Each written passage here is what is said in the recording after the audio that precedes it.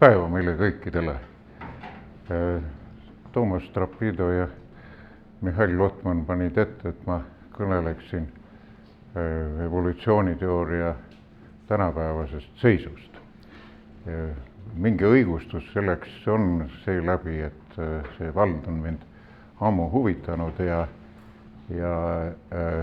viimastel aegadel olen ma ka kokku puutunud ise maailma praeguste evolutsiooniõpetuse mõnede liidritega, kes käesolevat niisugust paradigma muutust veavad ja samuti osalenud mõnedes väiksemates ja suuremates arupidamistes selles vallas. Nüüd siis, millest me kõneleme, siis sellest praegusest, ütleksin siis paradigma murdest evolutsiooniõpetuses natuke selle eelloost ja selleni viinud või viivatest teooriatest, mõnedest avastustest sellega seoses evolutsiooni tuumprotsesside vallas, mis ka juhatavad meid natuke semiootiliste protsesside osale evolutsioonis ja kuni siis natuke esteetilise tahuni selles elu arengu vallas. Võib öelda, et valgustusajast saati on peetud arengumudeliks progressiivset evolutsiooni, aga mitte niivõrd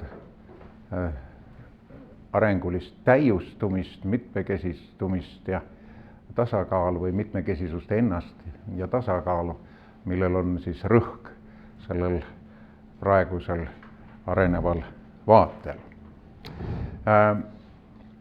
Kui pealkiri on selline võib-olla natuke paradoksaalne, et miks siis pärast evolutsiooni lõppu, evolutsioon ju ega see kuhugi kao. Aga see viide siin on sellele, et evolutsioon ise kui peamine seletusprintsiip bioloogias sellele, miks ühed või teised elussüsteemid just sellised on, see evolutsioon on olnud pikka aega selleks peamiseks seletuse allikaks. Ja vaat see paistab muutuvat. Ta ei ole enam võib-olla nüüd nii keskne. Siis ka ütleme selle tõttu, et pigem on mitte siis see genoom, mis kõike otsustab ja oma programmiga määrab, vaid pigem organism oma tervikuna, mis genoomi ja keskkonda tõlgendab. See on siis ka protsess, mis siis evolutsioonis ei ole mitte allutav ja välja tõrjuv, vaid pigem kokku sobitav ja tasakaalustav. Ja ka see viide, et kui evolutsioon on millegi kasvamine, siis see viide evolutsiooni lõpule tähendaks ka viidet kasvu lõpule laiemalt.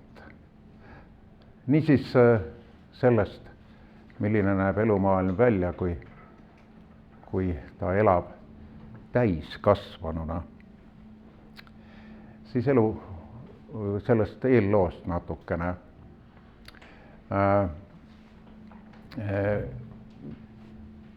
Kõigil, mul endal ka muidugi, on ikka arusaamistes oluline kohalik mõju.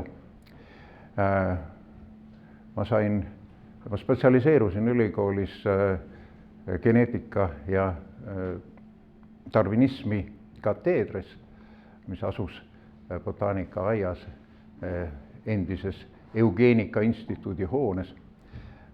Ja minu õpetajaiks olid need, kellele teooria vallas oli peaprobleemiks geneetika vabastamine lõssenkismist, millel oli väga suur mõju terve siinse ala bioloogiale ja üleminek siis neodarwinismile kui geneetilisele bioloogia teooriale. See oli see asi, mida nemad ajasid ja õigesti ajasid.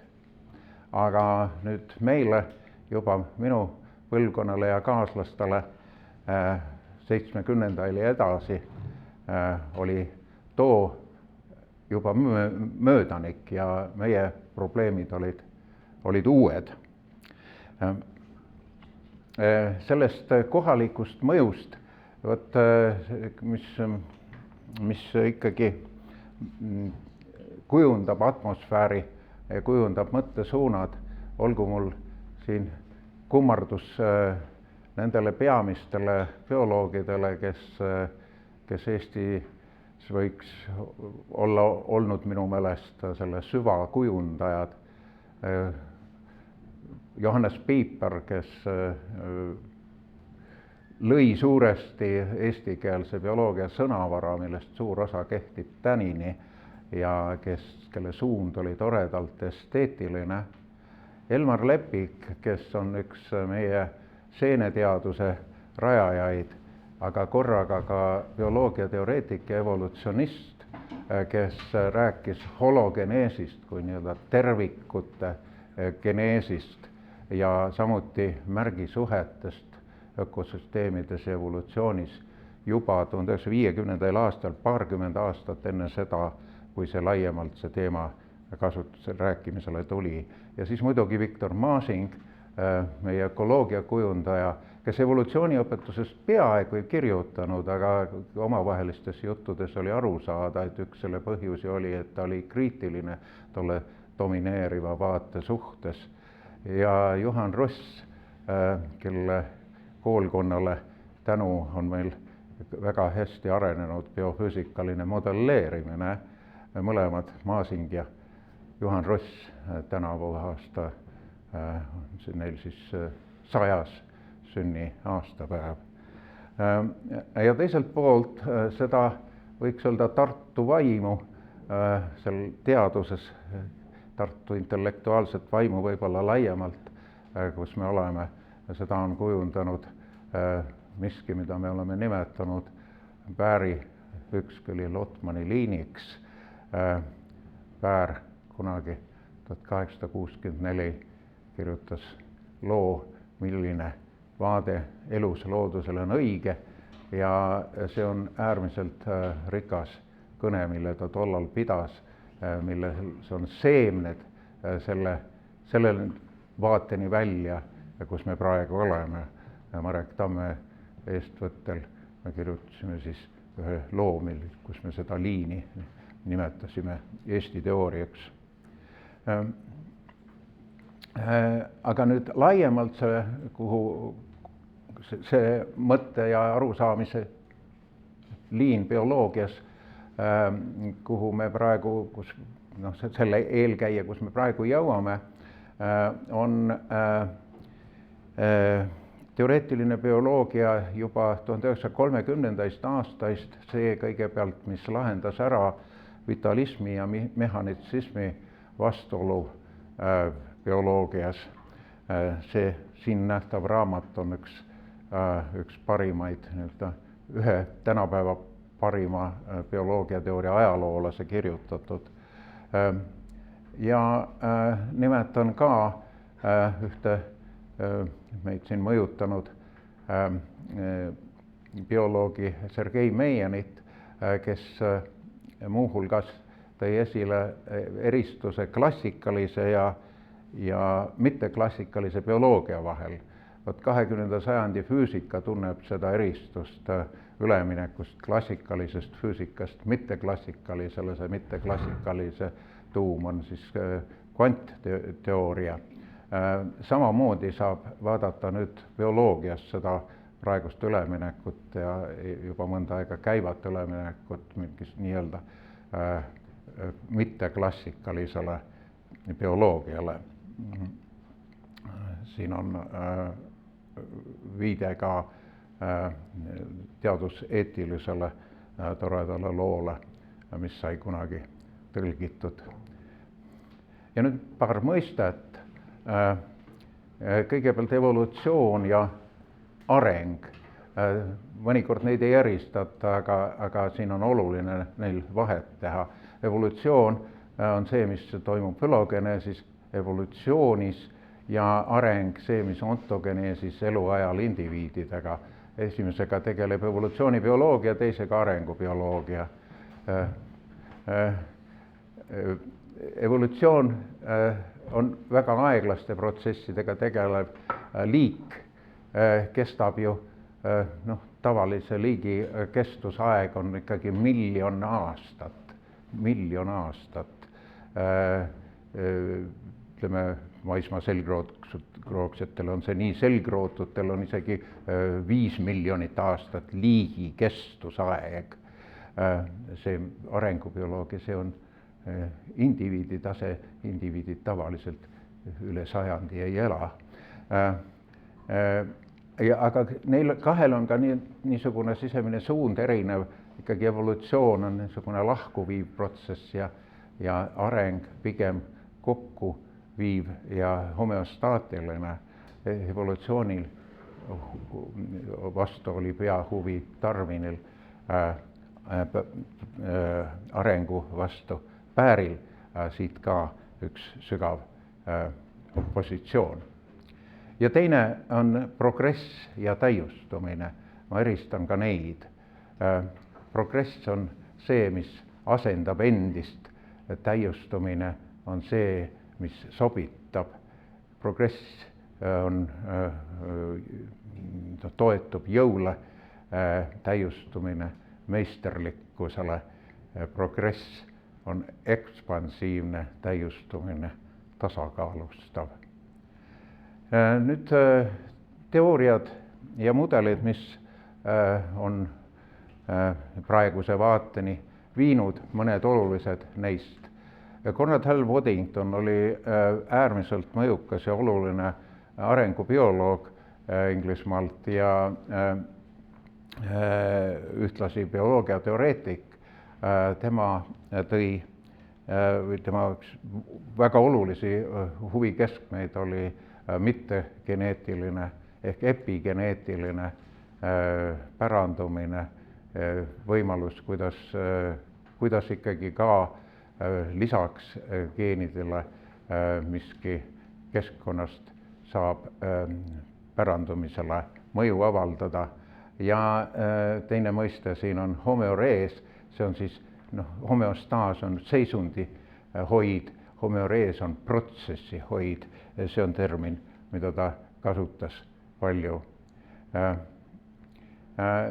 René Thom on olnud üks võimsamaid 20. sajandi teise poole matemaatikuid,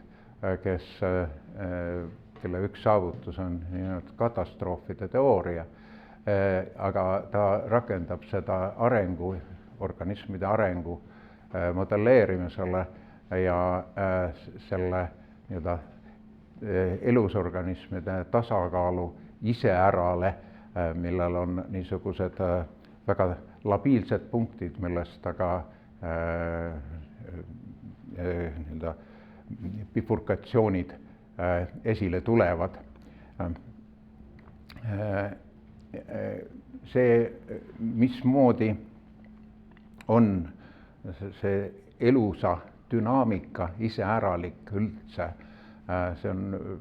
see dünaamika on õige palju erinev elutute süsteemide dünaamikast ja siin üks viide Douglas Hofstadterile, kes sellest on hästi kirjutanud, rääkides siis organismist kui veidrast põimest. Ma tõlgin siin selle luubi antud juhul põimeks.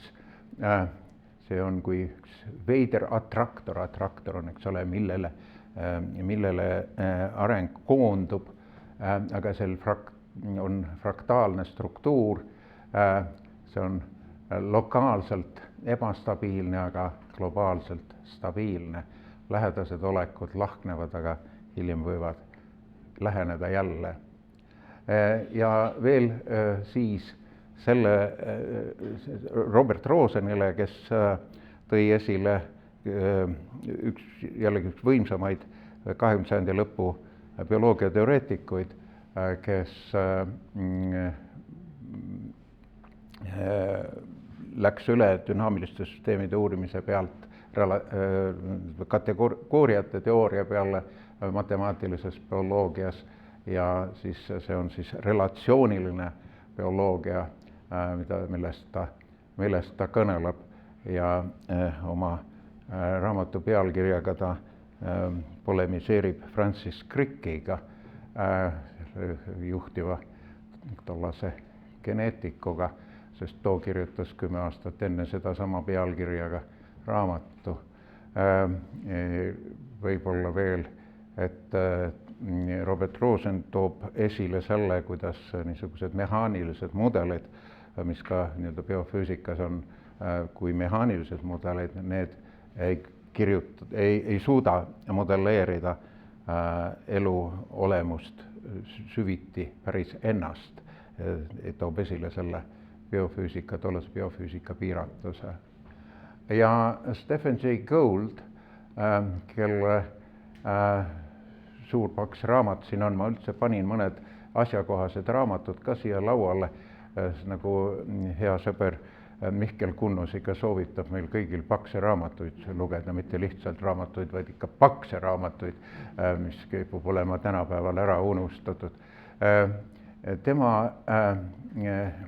raamat Ontogenees ja fülogenees tõi nüüd 1970. aastate lõpul taas nii-öelda bioloogide ette selle Baery ja Darwini opositsiooni ja ses poolest meile väga huvitav, aga lisaks väga suur ja kõige paksem raamat seal, evolutsiooniteooria struktuur, ta on selle neodarwinismi kriitiline ja vastandab strukturalismi ja funktsionalismi bioloogias ise ta nii-öelda ütleb, darwinism on liiga funktsionalistlik, struktuuril on suurem roll kui arvatud.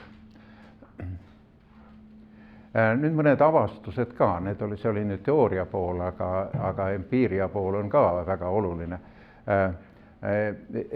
Alustaksin paleontoloogi Niels Eldridge'i tööst, kes koos Stephen Jay Gouldiga analüüsides paleontoloogilist materjali ja seda, kuidas siis liigid on muutunud ja sealt pealt siis aeg oli lihtsalt ka sealmaal, et juba oli võimalik mõõta kiirusi, evolutsiooni kiirusi,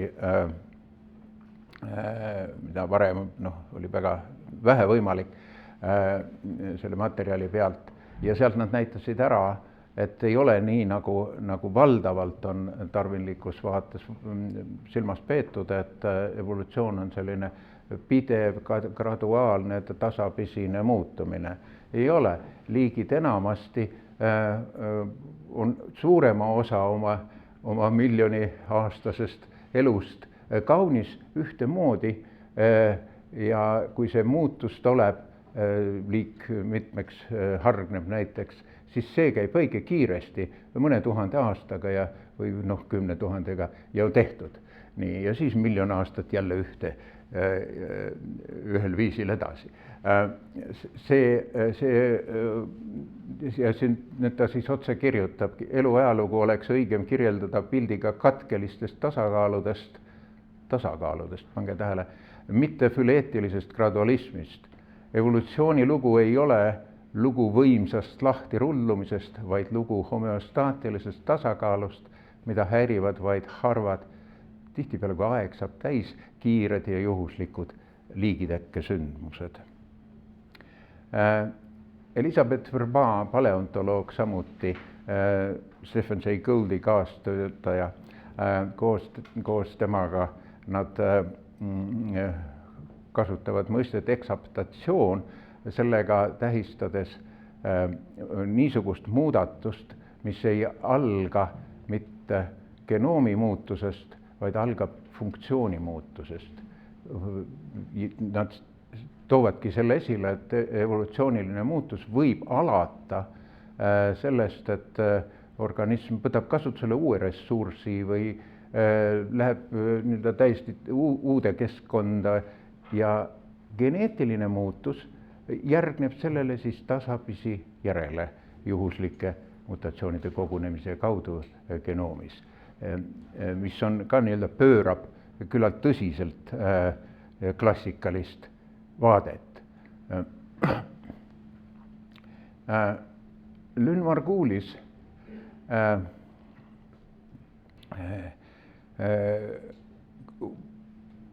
bioloog, evolutsionist on tuntud selle poolest, et ta põhjendas ära, et eukaryootsed organismid, seened, taimed, loomad, kõik on pärit endosümbioosist, see tähendab sellest, et bakter läks teise bakteri sisse elama ja jäigi sinna ja sai niisugune hübriidorganism ja selles mõttes kõik me ise olemegi hübriidorganismid. Meis on meie mitokondrid on kunagised bakterid ja veelgi enam, meil kõigil on sees kaks natukene teineteisest erinevat geneetilist koodi. Üks geneetiline kood on see raku tuuma oma ja teine geneetiline kood, nad ei erine palju, õige natukene, aga ikkagi mitokondrite oma. Taimedel veel lisaks kloroplastid ja muud plastiidid. Sellega seoses ta pidas Lynn Margulis sümbioosi nähtusi äärmiselt oluliseks, erinevalt siis vastandas nende olulisust konkurentsi interaktsioonidele evolutsioonis. Ja ta ütleb, et elu ei vallutanud maailma mitte võitluse, vaid võrgustike loomise teel ja suured põhilisedki tema meelest evolutsioonilised uuendused, innovatsioonid on pärit kokkukolimisest organismide vahel, sümbioosist. Mary Jane West Eberhard kirjutas vägeva raamatu Arenguline plastilisus ja evolutsioon, see on ka seal laua peal, kus ta näitas ära, et see organismide eluaegne kohanemisvõime ja plastilisus on äärmiselt universaalne ja sellel on evolutsioonis väga põhimõtteline roll. Kuni selleni siis, et geenid on hoopiski evolutsiooni järelkäijad, mitte liidrid, nagu ta kirjutab. Ja nüüd veel Iisraeli uurija Eva Jablonka, geneetik, üldbioloog, bioloogiateoreetik, aga ka siis nüüd praegu ta on kirjutanud terve mitmed väga mõjukad ja olulised raamatud. Üks neist on evolutsioon 4 dimensioonis, mille sisu on siis, et pärandumismehhanisme, pärandumisviise on mitu. Ta eristab seal 4 põhilist, see on siis geneetiline, teine on epigeneetiline, sest et vaadake, rakud poolduvad kaasa, ei lähe ju mitte ainult kromosoom või kromosoomid või genoom, kaasa läheb kogu raku sisu ka ja see on äärmiselt oluline. Selle kaudu ta käib ka sõltumatu pärandumisliin ja veelgi enam see, kuidas rakk oma genoomi loeb, see võib olla kord niisugune, kord naasugune, ühtedes tingimustes ta kasutab ühte osa genoomist, teistes tingimustes teist osa genoomist. Ja see millist osa ta kasutab, see jätab natuke jälgi ja vaat need molekulaarsed mehhanismid, mismoodi see jälgede jätmine käib, need on siis, metüleeritakse genoomi molekuli ja need võivad kanduda põlvkonnast põlvkonda üle ja kesta natukene aega ja seetõttu see sama elukestel tehtud erinev toimetamine mõjub mõned põlvkonnad vähemalt edasi või osalt sellest ja natukene vähemalt. Ja ta võib ka olla nii kaua, et juba selle aja jooksul siis ka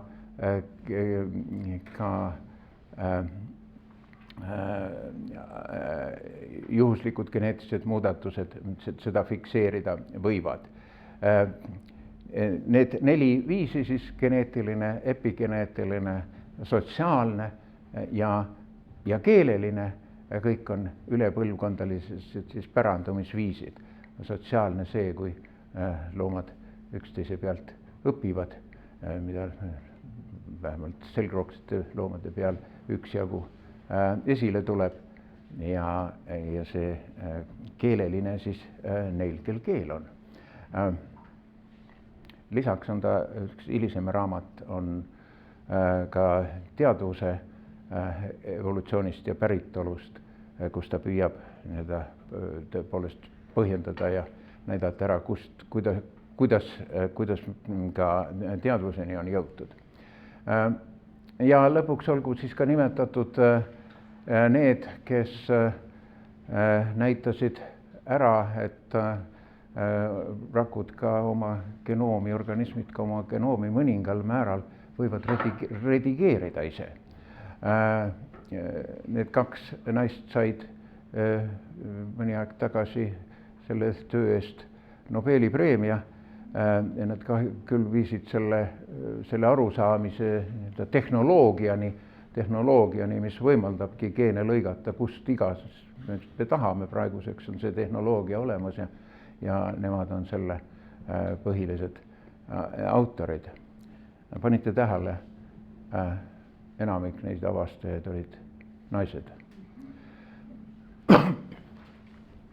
Pööre ise, see praegune pööre ise.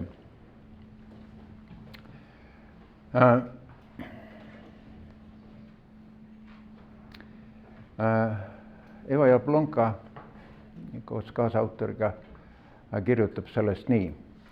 Epigeneetiliselt orienteeritud evolutsiooni käsitlused lähtuvad kõik arenevast fenotüübist, mitte geenist, ning keskenduvad arenguaspektidele, mis viivad paindlikkuse ja kohanemiseni keskkonna või genoomi muutudes.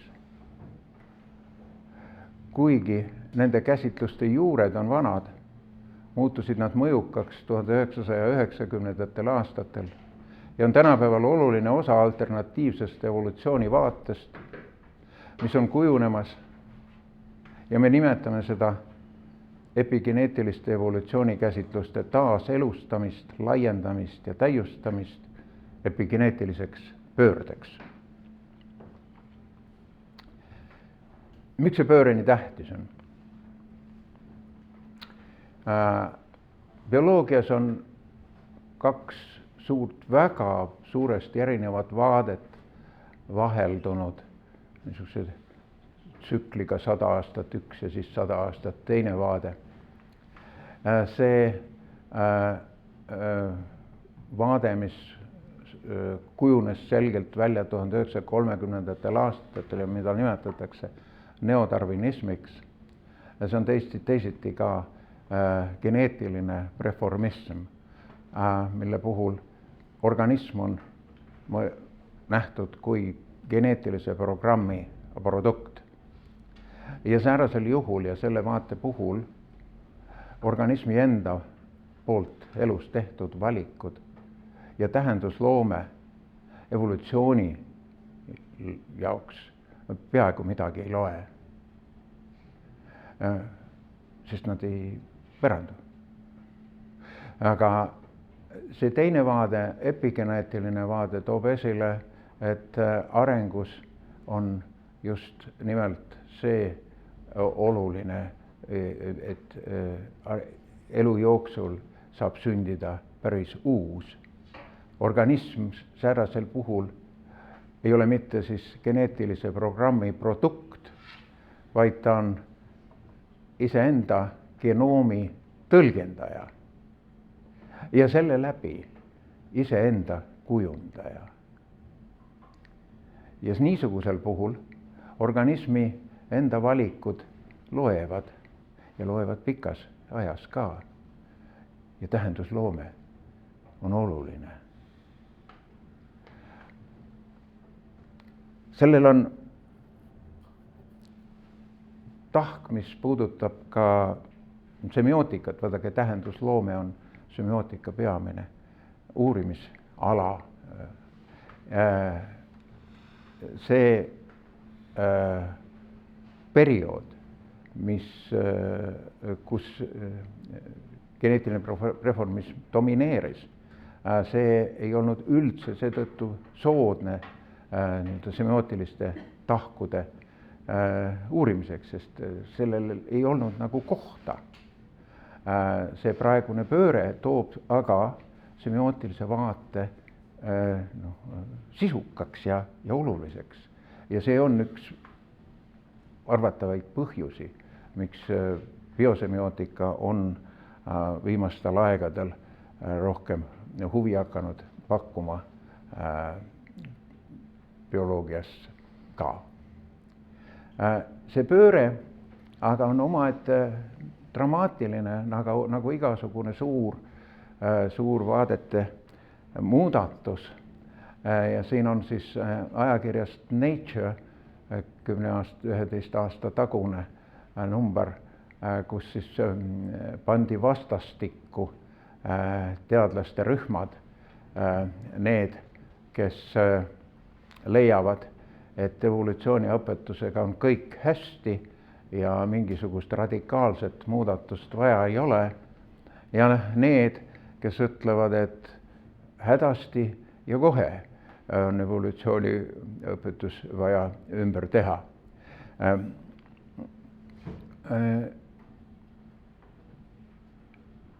Siin on 2 raamatut nüüd neilt, kes seda muudatust oluliseks peavad. Seda uuemat vaadet on siis nimetatud ka kui laiendatud sünteesiks, laiendatud sünteetiliseks vaateks. Sünteetiline evolutsiooniteooria sellise nime all või siis modern synthesis inglise keeles toimus enam-vähem 1930. aastate lõpupoole, umbes sel perioodil. Ongi ju nii, et ja see sai nimeks siis neodarwinism. See on ka nüüd omajagu huvitav, et Darwin kirjutas ja avaldas oma liikide täkkeraamatu aastal 1859. Aga esimesed 70 aastat pärast selle ilmumist ei saa öelda, et see olnuks veel bioloogia üleni domineeriv suund, enamik bioloogia selle omaks võtnuks. Loomulikult evolutsiooni kui sellise, see oli kõigile bioloogidele klaar, aga kuidas, mis on see evolutsioonimehhanism, mis on see peamine jõud, mis teda liigutab ja mis mehhanismiga ta käib, kas ta käib loodusliku valikuga või kuidagi teisiti. Selles ei olnud üksmeelt kuni 1930. aastateni. Sellest toredasti kirjutab Ernst Mayr, kes oli selle neodarwinliku vaate üks võimsamaid kujusid, zooloog, üldse väga mõjukas 20. sajandi bioloog. Kui ta sai 100-aastaseks, siis ta avaldas ajakirjas Nature artikli tagasivaates evolutsiooniteooria arengule ja seal ta toob selle 70-aastase lünga nagu esile. No see 70 aastat kulus ka selleks, et natukene puhastada Darwini enda vaadet ja seda Darwini enda vaade just nimelt pärilikkuse osas, eks ole, geneetikat tol jälle ikkagi praktiliselt veel ei olnud. See oli omajagu problemaatiline. Geneetika areng läks kiiresti 20. sajandi alguses ja seepeale ühtlasi populatsioonigeneetika, ka kvantitatiivne populatsioonigeneetika ja kui see osa teooriast juurde tehtivat, siis suudeti enam-vähem üksmeelde jõuda, et see darwinlik vaade on sobiv ja hästi kirjeldab ja see siis sest peale ta sai niisuguseks põhiliseks vaateks kuni 20. sajandi lõpuni. Ja see muudatus on nüüd ikkagi selle sajandi, praeguse sajandi muudatus, millest ma räägin. Ja sellest räägib siis teine raamat James Shapiro evolutsioon, vaade 21. sajandil. See pööre nii-öelda inimeste jaoks omavahel väga oluliselt on seotud ühe konverentsiga, mis toimus juba 9 aastat tagasi, mille korraldasid üheskoos Briti Kuninglik Ühing ja Briti Akadeemia, 2 organisatsiooni, mis väga harva midagi ühiselt teevad. Kuninglik Ühing tegeleb loodusteadustega ja Briti Akadeemia humanitaarteadustega ja nagu ikka need 2 valda saavad harva kokku. Aga see oli üritus, kus nad panid oma jõud ühendasid ja tegid selle ja see oli suur ja vägev 300 inimesega konverents ja seal oli tunda, et nüüd on pööre. Olin ise seal. Ja selle üks liidreid ja selle tegelik korraldaja küll muidugi mitte üksi, kõik koos teistega on Dennis Noble, füsioloog, kes modelleeris füsioloogilisi protsesse, tegi esimese korraliku töötava südame matemaatilise mudeli ja nii edasi, aga edasi sai temast süsteemibioloogia üks sõnastajaid. Aga samuti mõistab ta, et niisugused suured vaadete muudatused ei sünni mitte üksiku inimese jõupingutustega, vaid kollektiivselt teaduses ja suurte kollektiividega. Ja siis ta kutsus kokku niisuguse grupi, keda ta nimetab The Third Way of Evolution, rühm, 3. tee. Selle nime all on võrgus portaal, kus on siis need inimesed ja nende peamised tööd näha, kes seda vaadet jagavad. Muuhulgas ka on seotud suured vaadete muudatused sellega, kuidas me kõneleme, milliseid metafoore kasutame. Ja neodarwinismi üks parimaid metafooride loojaid on olnud Richard Dawkins, kellel raamatuid ka mitmed on eesti keelde tõlgitud, sealhulgas Egoistlik geen on väga tuntud. Ja nüüd Dennis Noble võttis ette ja need neodarwinismi metafoorid üksteise järel ja pööras siis uuteks metafoorideks, mis siis selle uut vaadet peaks iseloomustama selles raamatus Elumuusika, mis on ka eesti keeles olemas. Ja aga nüüd selle muudatuse põhjenduseks, neodarwinistlik vaade on ikkagi natukene reduktsionistlik ja uuem, natuke holistlikum. See, mis on niisugused põhjused selle muudatuse jaoks veel lisaks nendele avastustele, millest juttu oli.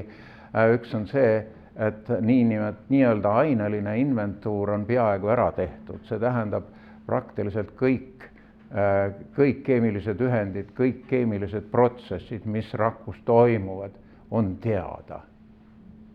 Aga see, kuidas rakk tervikuna funktsioneerib, kuidas organism kui tervik töötab, see on palju, see veel nende elementide teadmisest piisavalt ei tulene. Selleks tuleb tegeleda nii-öelda teistsuguste meetoditega, et läheneda sellele tervikule. Ja see on siis niinimetatud süsteemibioloogia, mille printsiibid ka Dennis Noble sõnastas. Kui see on siis organism nüüd mitte kui elementide niisugune kooselu, vaid kui suhete võrk, see on siis see relatsiooniline bioloogia. Järgmine raamat oli elust kui tantsust. Ja samuti siin üks tema ja tema venna ühisartikkel, kus ta räägib sellest, kuidas organismid teevad valikuid.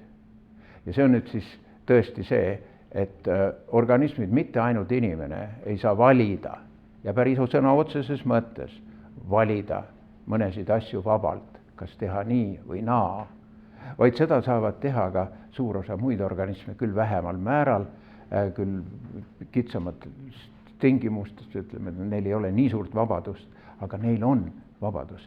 Ja milline see vabaduse mehhanism on, sellest selleni, eks ole, jõuab ta ka. See mõistes elussüsteeme on raamat, väike raamat tegelikult, mis seda uuemat vaadet siis kirjeldab ja panin kõrvale siia ka teise populaarsema, mis teatavas mõttes teisest otsast seda praegust bioloogiat ja selle elurikkuse mõistmist kirjeldab. Aga siia juurde tuleb ka siis elusüsteemide nägemine ja vaatamine kui kommunikatiivsete süsteemide, et nad on, ja see kommunikatsioon ise mängib väga suurt rolli juba raku tasemest peale. Nii-öelda võiks siis kuidagi sõnastadagi, et see, mida praegune bioloogia nüüd teeb, ta toob natukene justkui hinge sellesse bioloogiasse tagasi. Hinge, mis molekulaarbioloogia täiemahulise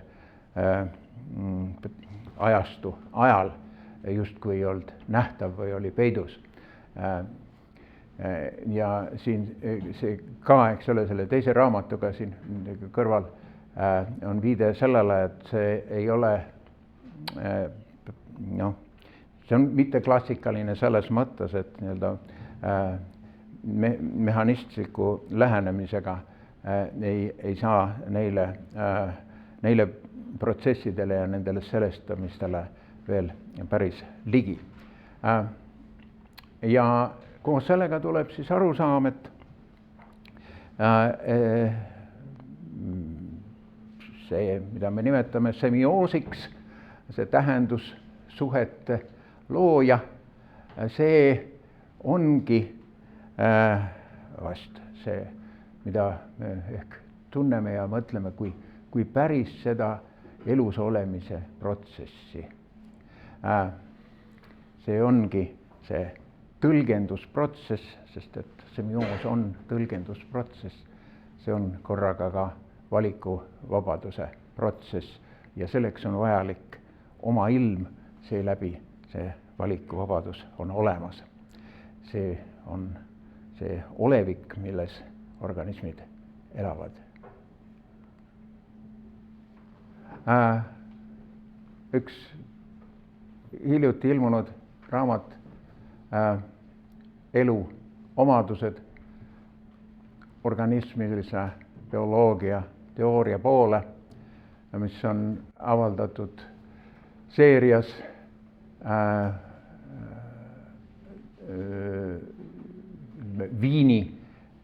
Viini seerias, Viini teoreetilise bioloogia raamatute seerias, mis on juhtiv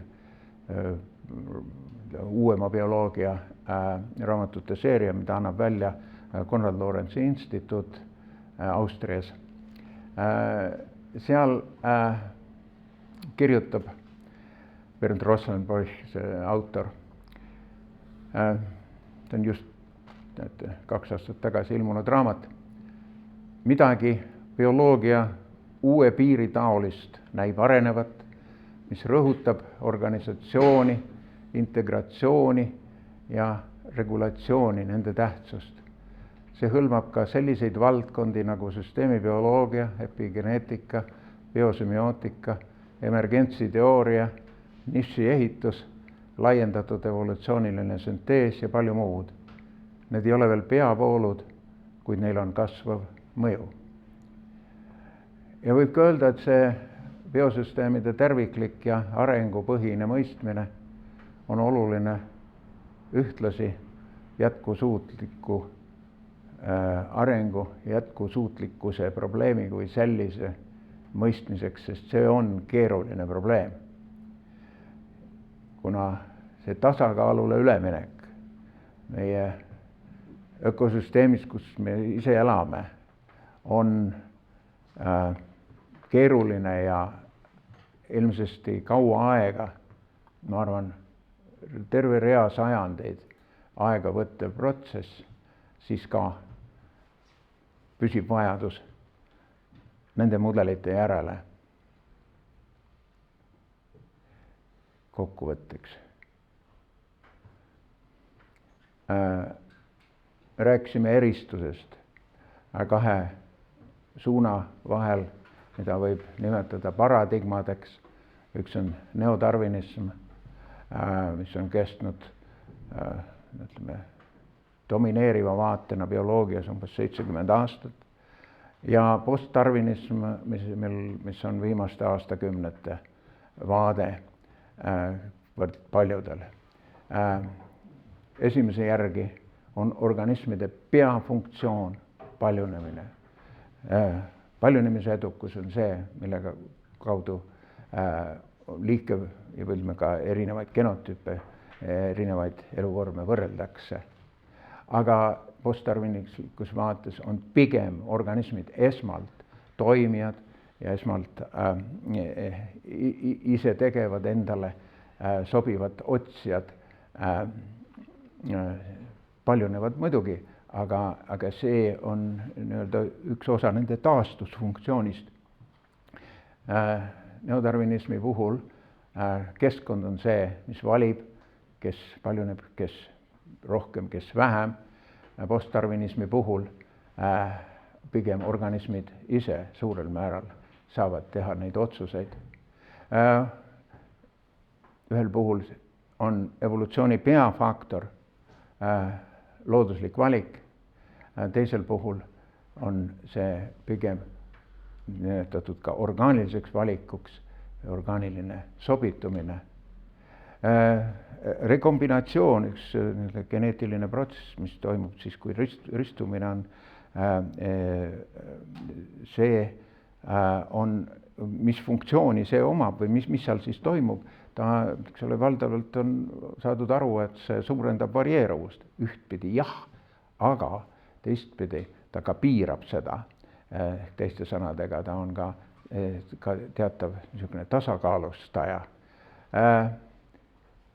Vastandus siis, kas evolutsioon on graduaalne või katkeline ja kas ta on peamiselt konkurentne või peamiselt sümbiootiline.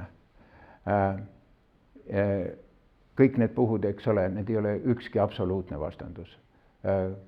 Kindlasti tuleb seda aru saada. See on pigem rõhuasetus on ühes suunas või rõhuasetus on teises suunas.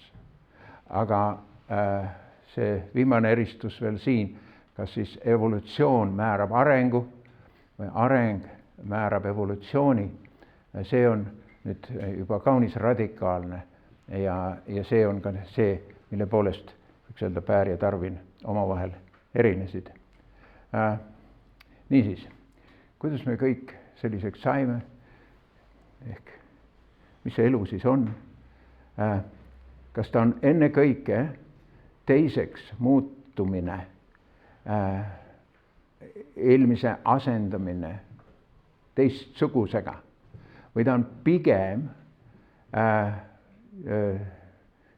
terve hoidumine ja kestev taastustegevus. See on siis see teine vaade, see pärast epigeneetilist pööret. Ja mis võib veel öelda, on ju nii, et elu õitseb ka siis, kui evolutsiooni ei ole. No näete, 1 000 000 aastat, kui kestab ja selle aja jooksul pole evolutsiooni midagi, eks ole. Aga evolutsioon juhtub, sest elul ei ole praktiliselt võimalusi evolutsiooni ära hoida. Niisiis ta on loomulikult olemas, aga teda pole ju igapäevaselt vaja. Ja Eva Jablonka